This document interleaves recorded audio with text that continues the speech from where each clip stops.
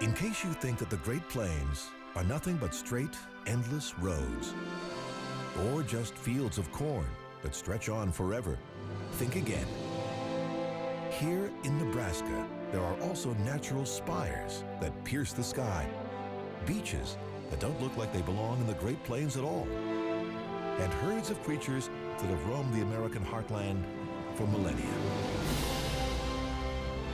Aerial Nebraska soars across great wide open spaces where the American West begins. Spaces that inspired one early settler to write her now famous stories of life on the frontier, and led a Nebraskan farmer to invent a machine that transformed the great American desert into these familiar circles of plenty. It was at a small Nebraskan high school that a young comedian turned his magic act into 35 infamous years on The Tonight Show. And it was in the state's biggest city that a savvy investor first turned the profits that would make him one of the world's richest men.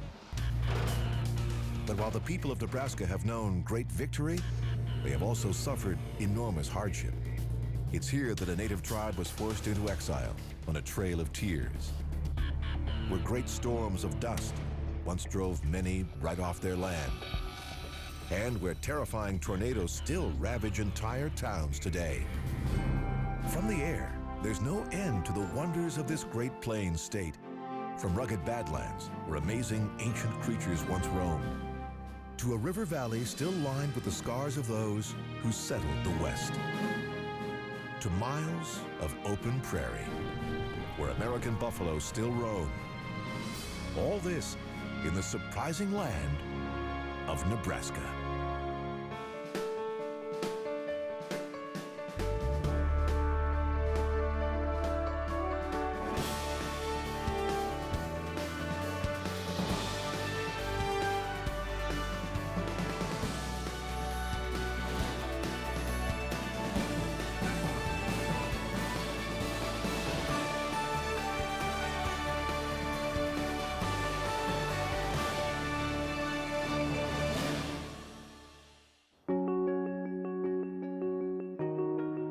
When summer arrives in Nebraska, there's no doubt why its nickname is the Cornhusker State.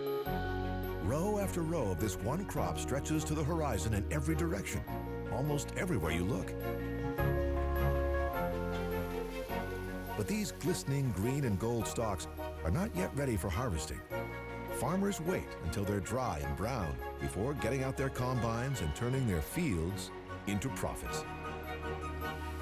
93% of Nebraska land is used for farming and ranching, which creates the tapestry of green and brown patterns that many of us see down below when we fly across the American heartland.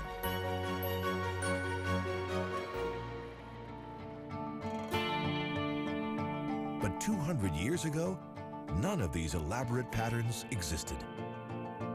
Until the 1830s, the only visible sign of human impact on the land would have been small settlements of Plains Indians.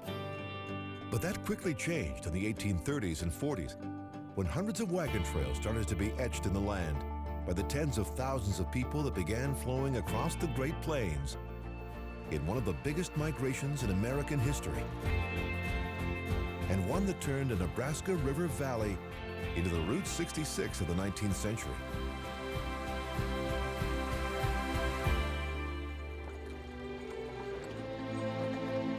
Most pioneers who set out for Oregon and California knew that crossing the endless prairie of the American heartland wasn't going to be easy.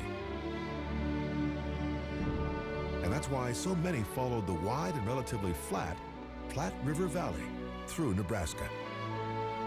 Those traveling on the Oregon Trail came up through what's now Missouri and Kansas, while Mormon settlers on their way to Utah arrived through the Iowa Territory.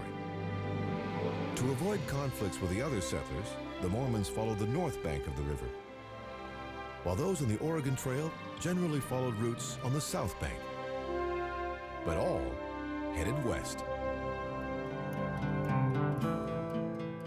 Mountain men, fur trappers, freedom seekers, and gold hunters all converged here. One traveler, William Johnston, described what it was like. There seemed to be an unending stream of emigrant trails, It was a sight which, once seen, can never be forgotten. These routes were so well traveled that wagon ruts from that era can still be seen from the air, etched in the land a century and a half later at a place called Windlass Hill. This hill was too steep for the wagons to roll down, so the pioneers locked the wheels instead and dragged their wagons down Windlass Hill, carving these deep ruts in the landscape.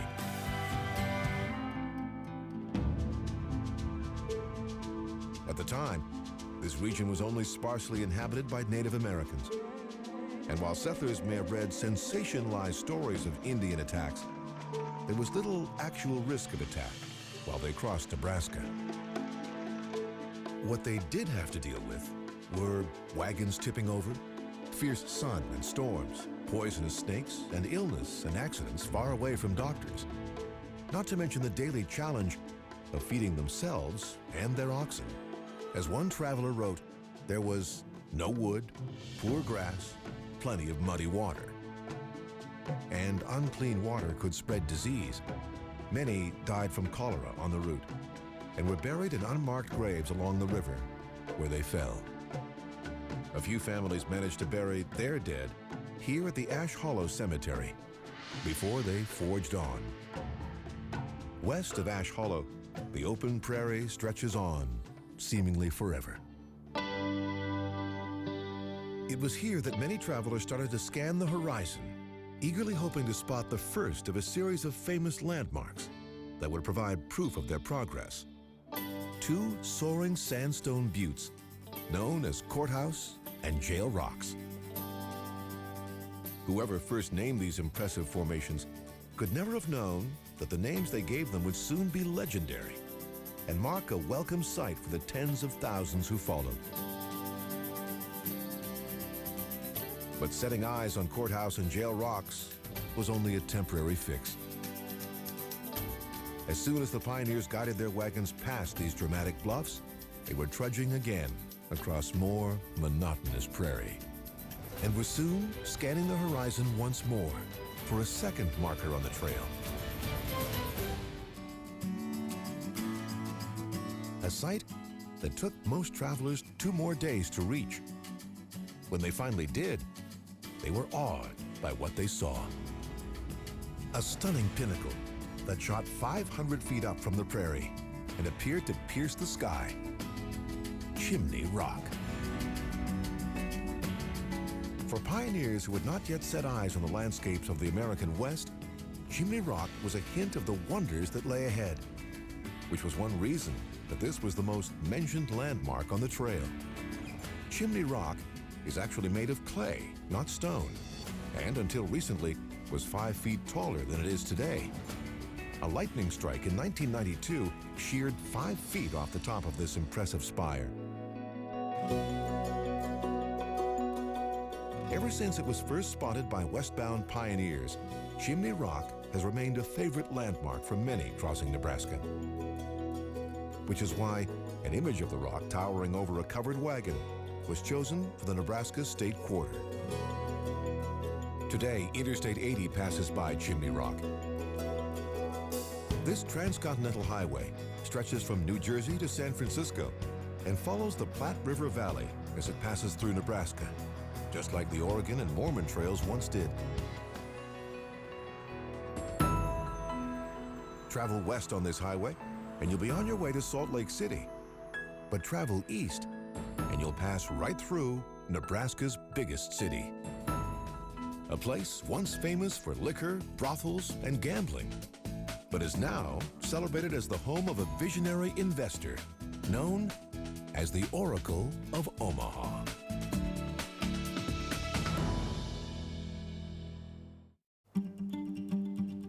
'62 was a big year for Nebraska. That's when President Abraham Lincoln signed legislation supporting the first transcontinental railroad. The dream was for cars on rails, not wagon wheels, to steam across the Great Plains and help ferry people and goods from New York to California. For the new westbound rail lines, Lincoln chose a starting point in the Nebraska Territory, the city of Omaha. In 1865, work started on one of the biggest infrastructure projects in U.S. history, as the Union Pacific workers in Omaha began racing west to meet workers of the Central Pacific Railroad, who were laying their own tracks east from Sacramento, California. Omaha is still a major rail hub and is still home to the Union Pacific. But today, many don't think of Omaha for its railways, but for another corporate giant that's hard to spot from the air. Fly over the city of Omaha, Nebraska today, and you'd never know that it's home to one of the biggest and richest companies in America. That's because its headquarters aren't covered with a giant corporate logo. This plain-looking office tower is home to Berkshire Hathaway, the $430 billion company founded by a man known as the Oracle of Omaha, Warren Buffett. He's one of the most successful investors in history and got his start right here in town. Buffett grew up in this small white house on Barker Avenue. From a young age, he proved he had a knack for investing. He used to buy Coca-Cola from his grandparents' grocery store and then sell it for a profit. He would later go on to become Coca-Cola's biggest shareholder. In high school, he invested in a tenant farm and ended up making more money than his teachers did. Then, at 25, he launched his own investment firm with $100,000 in capital. Today, Buffett's personal net worth is over $50 billion, but he still lives in a house he bought for about $31,000 in 1958, which he claims is one of his best investments ever. In 2006, Buffett revealed plans to give his multi-billion-dollar fortune to charity, the biggest gift of its kind in U.S. history.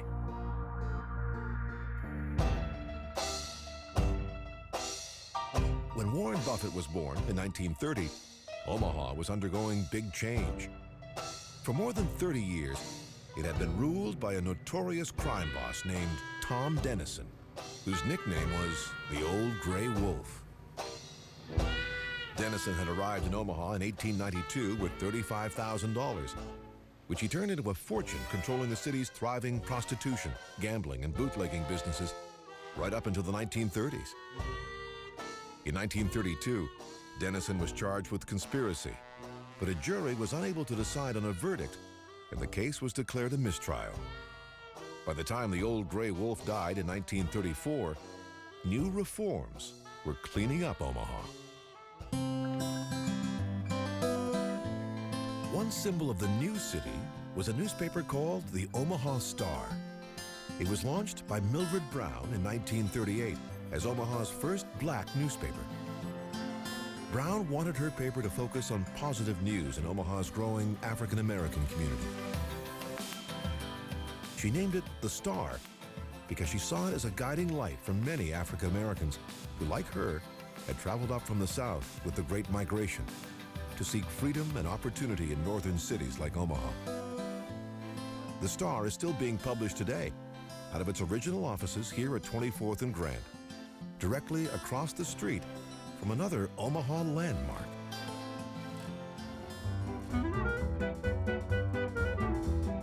Starting in the 1920s, this red brick building was the heart of Omaha's thriving music scene. Inside was the famous Dreamland Ballroom. On any given night, eager fans lined up outside, hoping for a chance to see some of the nation's greatest jazz musicians, including Duke Ellington, Nat King Cole, Louis Armstrong, and Count Basie.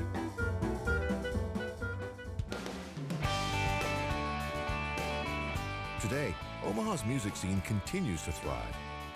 Many know it as the home of the independent label Saddle Creek Records. But what really put Omaha on the map in the 20th century was baseball. The College World Series was first played here in 1950 and has been every year since. TD Ameritrade Park is set to host the series until 2035. For the rest of the year, this stadium is the home of the Creighton Blue Jays and the United Football League's Omaha Nighthawks.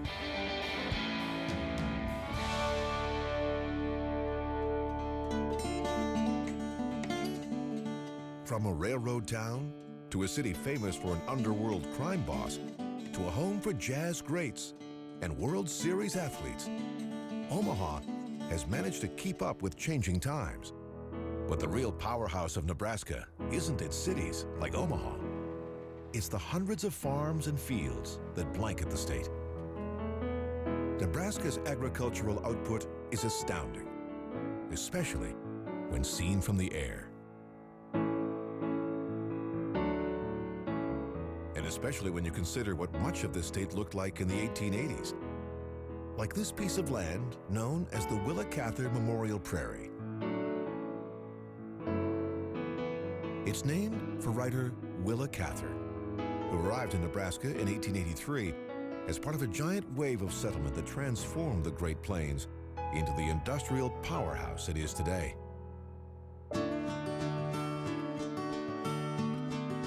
It all started in 1862. That's when President Abraham Lincoln signed the Homestead Act into law. Its purpose was to settle vast swaths of what the U.S. government considered empty land, even though much of this land was still lived on and sacred to many Native American tribes. For a small fee of just $18, the law entitled anyone over 21 and the head of a family to claim 160 acres of land. The only requirement was that they stay for 5 years and farm it successfully. And if they did that, the land was theirs for good. It took hard work to be a homesteader, but it also took tremendous mental strength. There were very few towns at the time, and the nearest neighbors could be miles away. Homesteaders often endured extreme isolation and loneliness. Nebraska novelist Willa Cather, a homesteader herself, put it this way in her novel, My Antonia. There seemed to be nothing to see. No fences, no creeks or trees, no hills or fields. There was nothing but land. Not a country at all, but the material out of which countries are made. The task of turning 160 acres of empty prairie into productive farmland using only the simplest of tools could be overwhelming.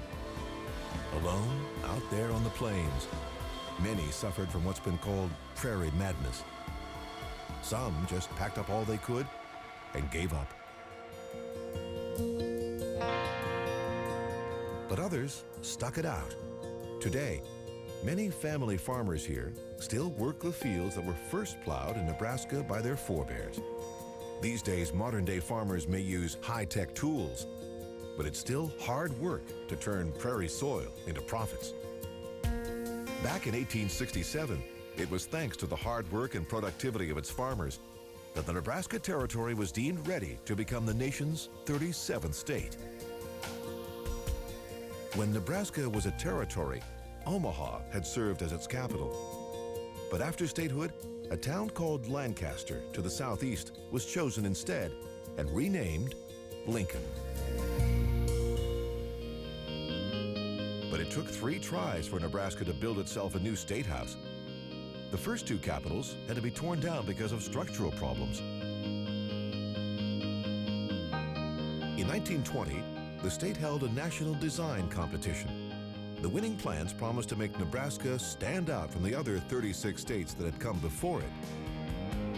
It was the first state capital in the nation that did not follow the common neoclassical designs used by other states, and for the U.S. Capitol in Washington, D.C. Nebraska's State House was designed to look like an office tower instead of a Roman temple. Finished in 1932, it stands 400 feet tall and is capped by a dome of mosaic tiles. On top is a statue known as the Sower, an iconic figure sowing seeds to celebrate Nebraska's rich agricultural heritage.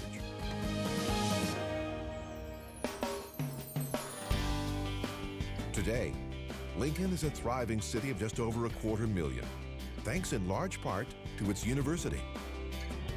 Just 2 years after statehood, the University of Nebraska was founded here in downtown Lincoln. Its new hall and library soon towered over the plains, surely awing many young pioneers who'd grown up in sod-covered houses on the prairie. Today, the U of N is still going strong, including its Cornhusker football team, which plays here at Lincoln's Memorial Stadium. Ever since it was built in 1923, it's been getting bigger and can now seat at least 81,000 people, 1/3 of the population of Lincoln itself. But no matter how many fans have been able to pack its seats, this stadium has been sold out every game since November 3rd, 1962. One reason for that is legendary coach Tom Osborne, who reigned here for a quarter of a century. He led the team to back-to-back College Bowl titles in 1994 and 1995. Other University of Nebraska bright lights include Tonight Show host Johnny Carson and author Willa Cather.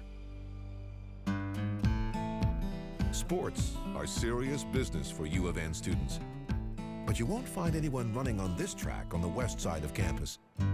That's because it's for farm machines, not people. It's part of a facility called the Tractor Test Lab. It was established in the 1920s to protect consumers from false advertising claims made by tractor manufacturers. Today, lab workers use this track to run new models of American tractors through their paces and ensure they meet tough international standards. Once they receive a stamp of approval from the U of N, they're allowed to be sold in countries around the world. Today, tractors are high-tech tools. Whether they're planting or harvesting, many models are guided almost entirely by GPS technology that helps make modern-day farming one of the most efficient industries in the country and creates fields lined with perfectly planted rows of crops. But it's not tractors that create the amazing tapestry of green and brown circles that we see when we fly across the Great Plains. It's the work of a Nebraska native whose dreams of inventing a super sprinkler enabled farmers to turn millions of dusty acres into fields of gold.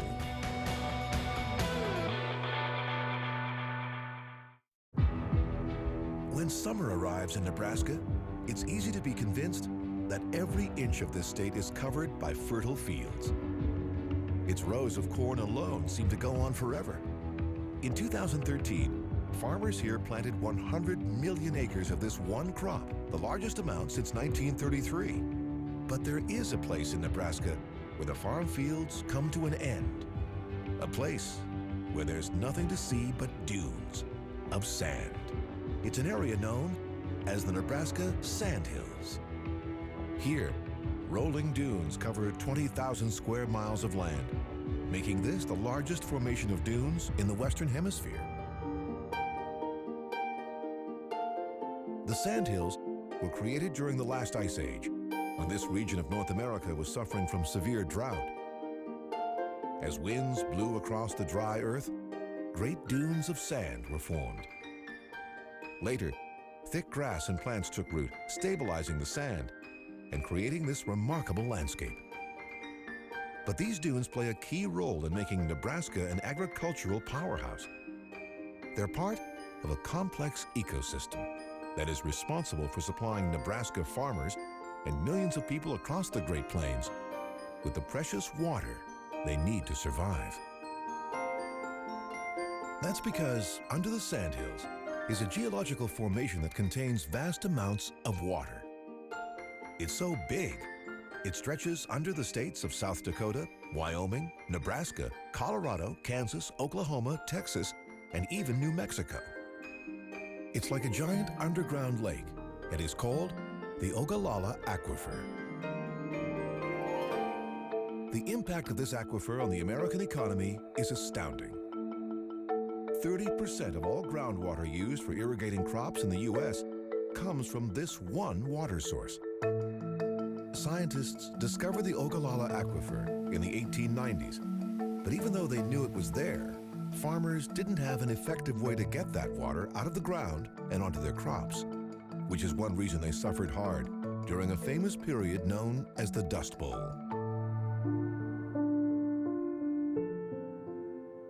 In the 1930s, farmers across western Nebraska and throughout the Great Plains were overplowing their fields after years of good rain and productive yields. When the rain stopped, the winds started to howl, picking up giant clouds of dust, since the grass to hold it in place had been plowed under. It destroyed entire fields, blinded cattle, and ruined machinery, bringing farmers to their knees. One farmer later described what happened. The birds fluttered, the rabbits ran, and the sky turned black. We thought it was a twister. The dust lay so thick in the back bedroom we just moved the mattress into the middle so we could sleep. Many Nebraskan farmers lost their farms to clouds of dust, even though those same farms stood right on top of one of the greatest sources of fresh water in the world. At the time, the technology to tap that water successfully had not yet been invented, which is why the Great Plains was often called the Great American Desert. But fly high over western Nebraska today, and in places, all you see are green fields, endless circles and squares of corn, alfalfa, and wheat. Nebraska now has more irrigated land than any other state. So how did the Great American Desert become one of the most productive areas of land in the world? The answer is a Nebraska inventor named Frank Zyback. In 1947, Zyback was living in neighboring Colorado. A tinkerer from childhood, he dreamed of finding a way to tap the water in the Ogallala Aquifer and spread it on fields using a super sprinkler, something that wouldn't require heavy manpower or moving pipes and pumps every time a new section of field needed watering. In 1949, he introduced his brilliant solution, which he called the Zyback self-propelled sprinkling apparatus. It was essentially a long sprinkler on wheels that could turn in a circle from a central pivot point and spray water in all directions.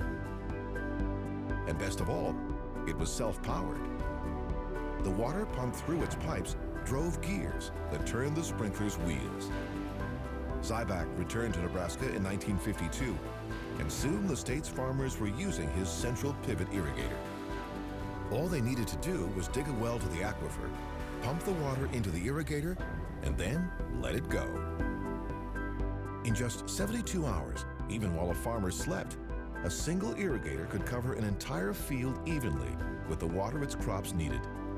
Some called it the best thing since the invention of the tractor. Today, when NASA scientists focus their cameras down on the area that was once called the Great American Desert, this is what they see. Endless green circles and squares, all fed by the natural wonder of the Ogallala Aquifer and an innovative technology designed by a Nebraska native. The only problem is, as farmers pump more and more water into their fields, the levels in the Ogallala are dropping dangerously fast, threatening America's breadbasket and the nearly 2 million people who rely on it for their drinking water. Some fear that in just 20 years, the water will be gone and the Great American Desert will be back for good. That's why some farmers have voluntarily reduced the amount of water they pump out every year. But strangely enough, scientists have discovered that the desert-like landscape of the Nebraska sandhills is essential to the aquifer's survival. This dune ecosystem acts like a giant sponge, absorbing rainwater and funneling it down into the aquifer below. In some places where the dunes dip, the water even comes to the surface, creating wetlands that are used by ranchers to raise their cattle and helping make this one of Nebraska's most impressive landscapes. A vast, nearly empty expanse of sand, grass, water, and livestock. Ever since the Dust Bowl, Nebraskans haven't been taking any chances to make sure they have the water they and their crops need. In 1936, work began on a giant new dam project to create 2 new reservoirs known as Lake McConaughey and Lake Ogallala. Today, these 2 lakes provide enough water to irrigate 4 Nebraska counties. 22 miles long, McConaughey is the biggest lake in the state. Its unique white beaches that might look more at home on the Florida Panhandle aren't exactly the kind of sight most expect to see when flying across the Great Plains. Without rain that fills up these reservoirs and nourishes the crops nearby, many Nebraskan farmers would have nothing to harvest. But the problem is, the same storms that bring rain can also turn deadly in a matter of seconds. Nebraska lies in Tornado Alley, which means every year, some farmers here get hit hard by giant twisters that tear across the plains. It's May 2013, in the Nebraska town of Edgar, close to the state's border with Kansas. Just yesterday, a tornado tore right through this small town. From the air, the damage is clearly visible. One farmer lost this new corn silo when it was ripped to shreds, its walls wrapped around a nearby tree. Another farmer's storage building was leveled. There's no predicting when or where tornadoes in Nebraska will hit, but farmers and their property often suffer the most. Damaged structures, fields destroyed, and trees pulled right out of the ground.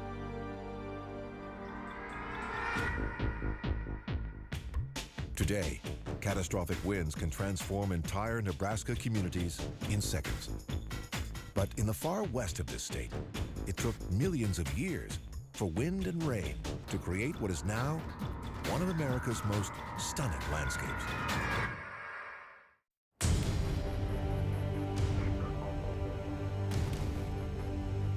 There's a place in Nebraska where it's still possible to imagine what this land was like long before it was a state or a territory or even called Nebraska at all. A place where the prairie drops away to reveal a moonscape of jagged sandstone cliffs and canyons. Some call it Nebraska's Badlands.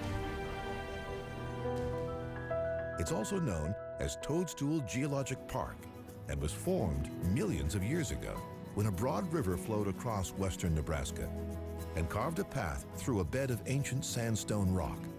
Wind, water, and time did the rest, chiseling the sandstone into forms that might look more at home on the moon than the Great Plains. Evidence of amazing creatures that once called this part of Nebraska home have been found here in fossils. They included saber-toothed cats, three-toed horses, large creatures that looked like pigs, and 8-foot-tall, 4-ton herbivores called brontotheres that probably looked a little like today's rhinos. Those creatures died out roughly 30 million years ago as the Great Plains subtropical landscape gradually dried out, and as new species emerged, including the ancestors of one that can still be found in Nebraska, elk.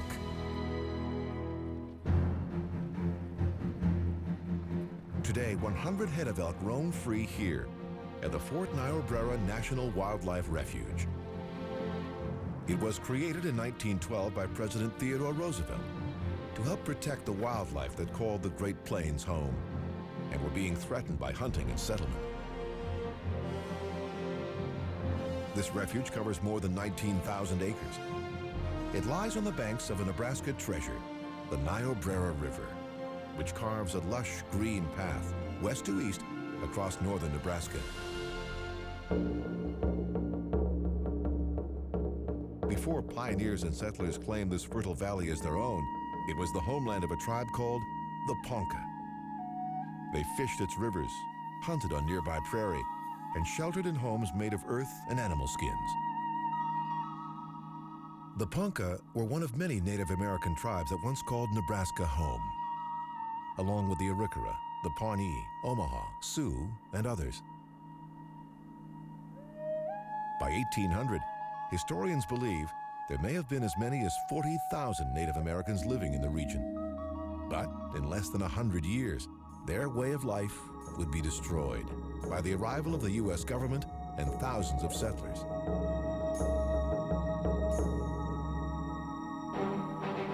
It all started in 1804, when a party led by explorers Lewis and Clark set out up the Missouri River and met with members of the Oto tribe, here at a place Lewis and Clark called Council Bluff. A meeting that's remembered today by this group of bronze statues. Little did the Oto or Lewis and Clark know at the time that the site of their meeting would become Fort Atkinson, one of the largest U.S. military forts on the frontier, a gateway to the West. Soldiers here protected fur traders and early settlers as they fanned out across the Great Plains, and as they came into increasing conflict with the Native American tribes that called this land home. Tribes like the Ponca that would soon lose all their land.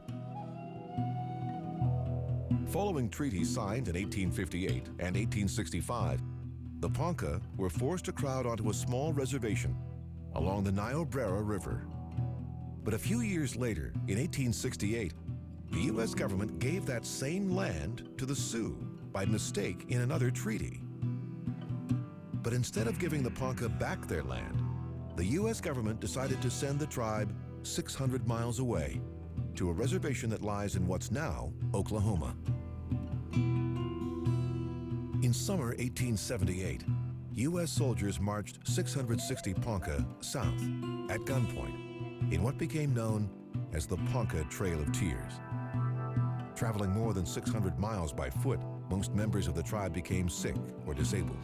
1/3 died en route or soon after.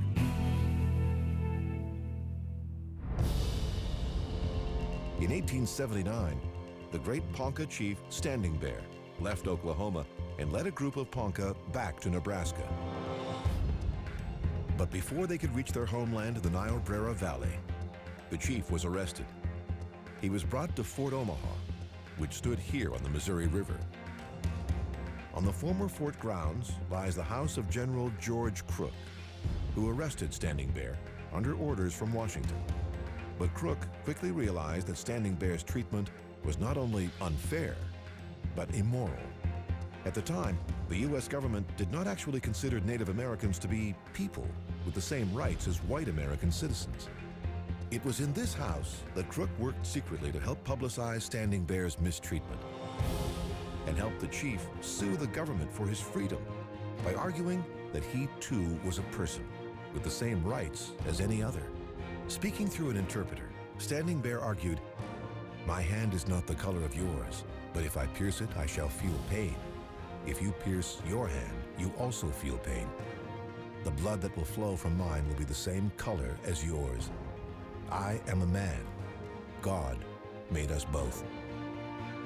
Standing Bear's historic case, which he won, kicked off a long battle for Indian rights that finally led the U.S. government to grant Native Americans citizenship in 1924, and is still being waged today all across the nation. In Standing Bear's lifetime, great change swept across Nebraska. In the days of his youth, the Great Plains looked much like they had for centuries. Once, millions of bison roamed freely over endless miles of pristine grassland. Today, there are just a few herds left, including this one, 350 strong, at the Fort Niobrara National Wildlife Refuge. They are the survivors of a tale of gore that began in the 1830s, when hunters started slaughtering these massive herbivores to collect their tongues, which were a delicacy, and their hides for leather.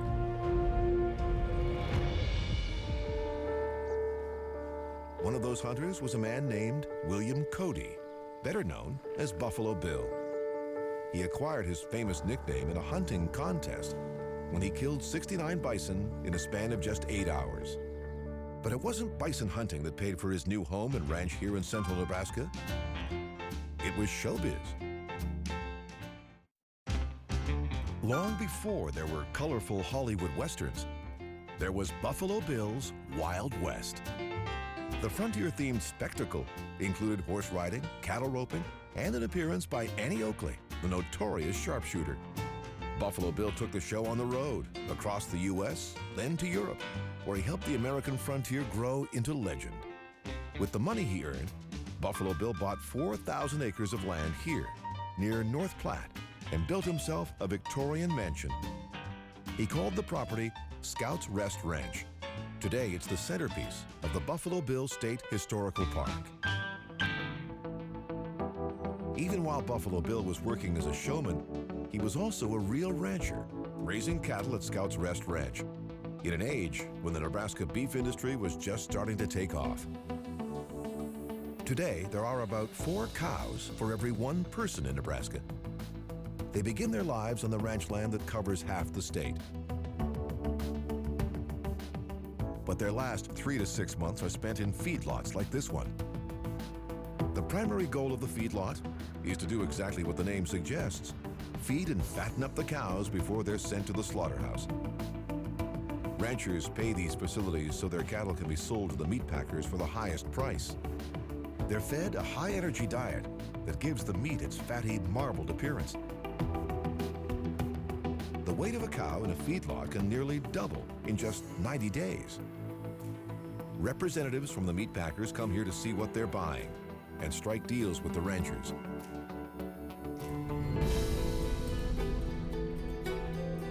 Then, the cows are shipped to slaughterhouses like this one in Grand Island. After they're unloaded, each rancher's cows are held in separate pens. Beef production is the largest industry in Nebraska and a model of efficiency.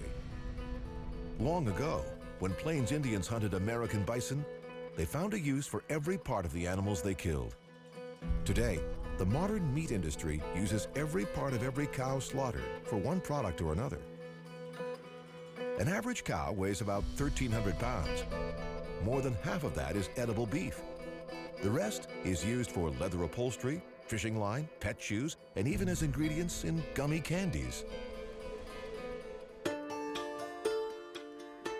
In 2006, a federal crackdown on illegal immigrants from Mexico left these meatpacking plants with a shortage of workers. So the companies recruited legal immigrants from Somalia instead. To accommodate these new Muslim workers who need to pray 5 times a day, some meatpacking companies have agreed to give them 15 minutes of additional break time. But that doesn't slow down the seemingly endless stream of cattle that are herded into the plant, helping Nebraska slaughterhouses produce close to 8 billion pounds of red meat a year.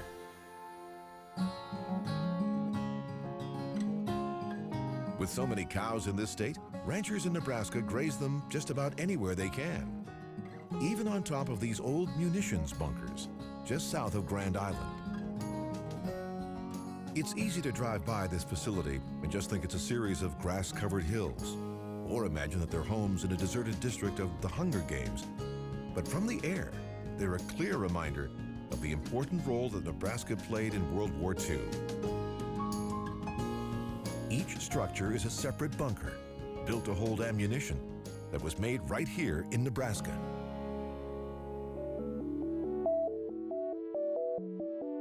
A vast complex of World War II bunkers may be a surprising sight on the Nebraska prairie, but it's not the only one. To the west, pivot point irrigation circles blanket the landscape.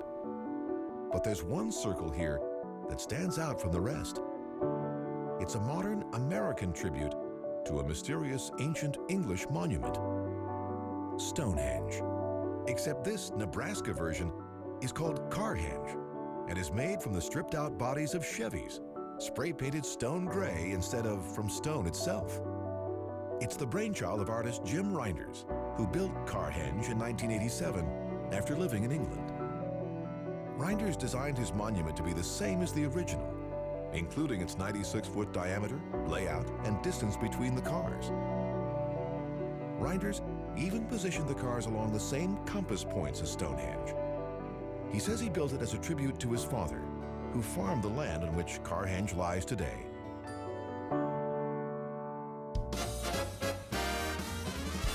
One Nebraskan in particular who would have appreciated Carhenge was comedy genius Johnny Carson. This is the city of Norfolk on the state's eastern side. Long before Carson became the star of The Tonight Show and America's most beloved comedian, he grew up here. His family moved to Norfolk when he was 8 and lived in this small brown roofed house. When he was 14, he went to this Norfolk school, now named Johnny Carson Junior High.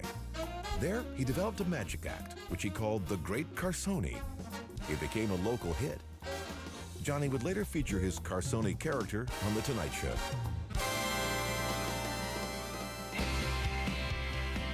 When Johnny Carson left Nebraska as a young man, he was following a long tradition in this state. A tradition of heading out across the Great Plains, to seek fame and fortune in the West. But unlike Carson, many before him discovered Nebraska on foot, wagon, and horseback. That's how they would have first set eyes on these towering forms that are known as Scott's Bluff. As they wound their way through these impressive towers of clay, Native Americans and pioneers alike were awed by the power and ancient beauty of these 33-million-year-old landmarks.